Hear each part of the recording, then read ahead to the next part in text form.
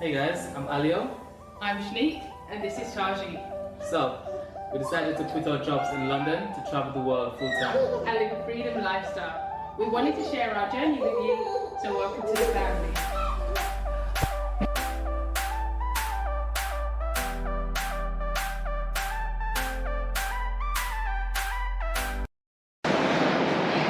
Hey family, Shanique here from FroFamilyTravels. Welcome back to another video.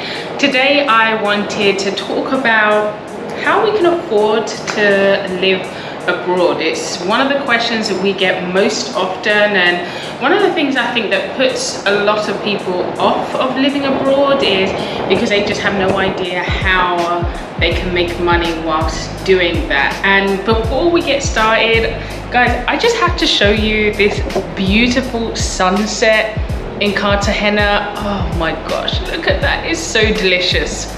It's yummy.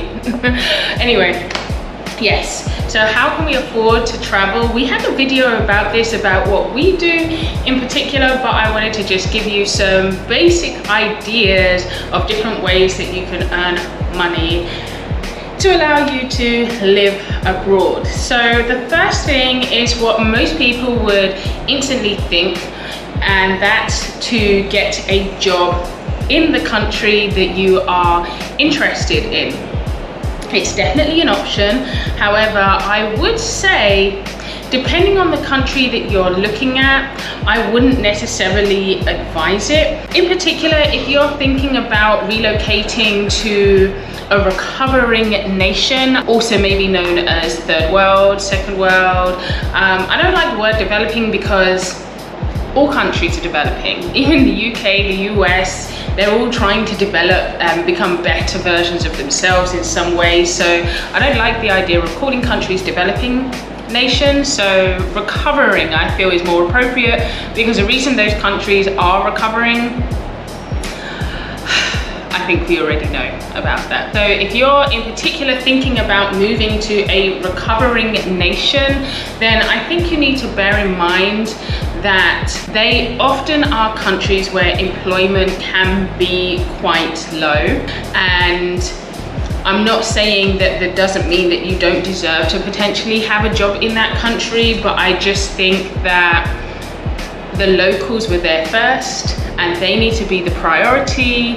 And if it's an industry maybe where they're desperate for extra support, this is often in healthcare, in education, maybe, and sometimes in construction industries, then yeah, by all means, if there's an absolute need, bring your skills to those countries where they're absolutely in need. But if employment rates are very low already, then we don't need to be going over there and taking other people's jobs. I never really advise going to another country to get a job. I'm not saying you can't do it, but you won't really hear me advise that as an option. The other thing that you could do is to go to the country and start a business. I also think this is an area that we have to be careful with. And one of the reasons why I say that you really should go to a country and test it out first, not just to see if it's right for you, but also to see what's going on. What are the locals doing already? What do they need help with? Maybe a business that you think might be really good, a local is already trying to establish that. Is there maybe a way that you could partner with a local?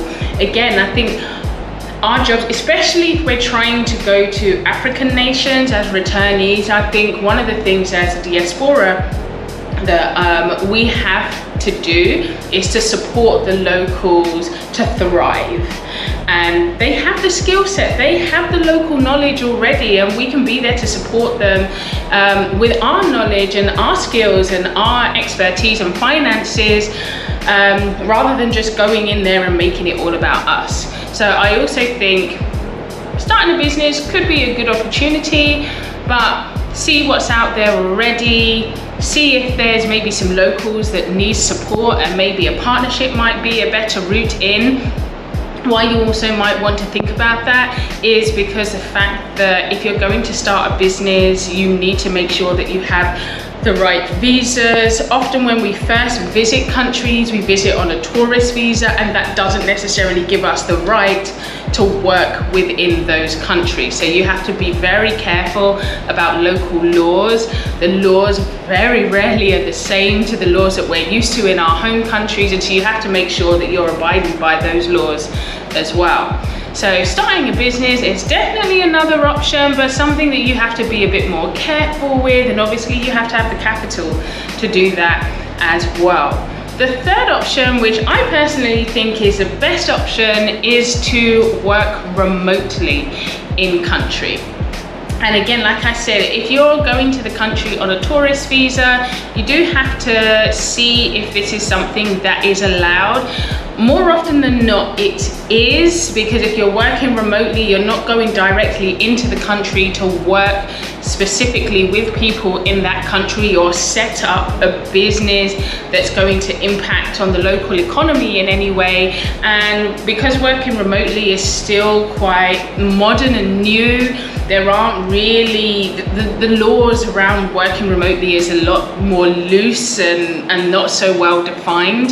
So you'll find that most people who especially like live our kind of lifestyle as digital nomads will do so because the laws are so flexible. We can work abroad without fear of breaking any laws, because we're not working with anyone in the country, we're not trying to take anyone's jobs away from them, we're doing our own thing, and often we're working with people back in our home countries actually as well.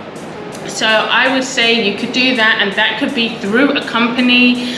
I'm sure this whole current world event has shown us that working remotely is definitely an option. And if you've spent the last 2 years being able to work online and still being able to get your job done without any interruption, then it looks like you potentially could be a candidate for working remotely through your employer. And I think you need to talk to them about that and ask if that is an option. And it absolutely should be. If you've handled your job for the last 2 years, then why wouldn't it be? But again, it's something you need to check with your employers, because some jobs do specify that you need to be in the country, even if you're not necessarily commuting to the office. The other option to working remotely, if not for an employer, is to work for yourself and look at different ways that you can make money online. And I'm not going to go through many of those ways right now. You know that I teach online, I also sell digital downloads, I do a number of things. I won't go into everything else. You can watch the other video to find out more about what exactly we do. But that's definitely a third option, is working remotely. The fourth option, but I say option, but I don't think it is for most of us, is to retire and just move freely. If you're not needing to work anymore, you're of age where you have plenty of savings and retirement money coming in, then you can just up and move. And again, you still need to check with your home country about whether you can still receive retirement money. I know, especially kind of like in terms of public retirement funds, you can't always receive it if you're moving to another country, so that's something you definitely need to check out. But if you've got private retirement money, then there's nothing holding you back, and you can just live off of your hard-earned money. But I think the majority of the people that we're speaking to are not quite of retirement age, so you definitely want to think about those first three options, and let me know, which option do you think is the best one for you? Which one are you considering if you're thinking about moving abroad? Have you started putting plans into actions? Where are you going? What are you going to be doing whilst you're doing that? I would love to know. I hope this has been helpful, and I look forward to seeing you in the next one. Take care, guys. Bye.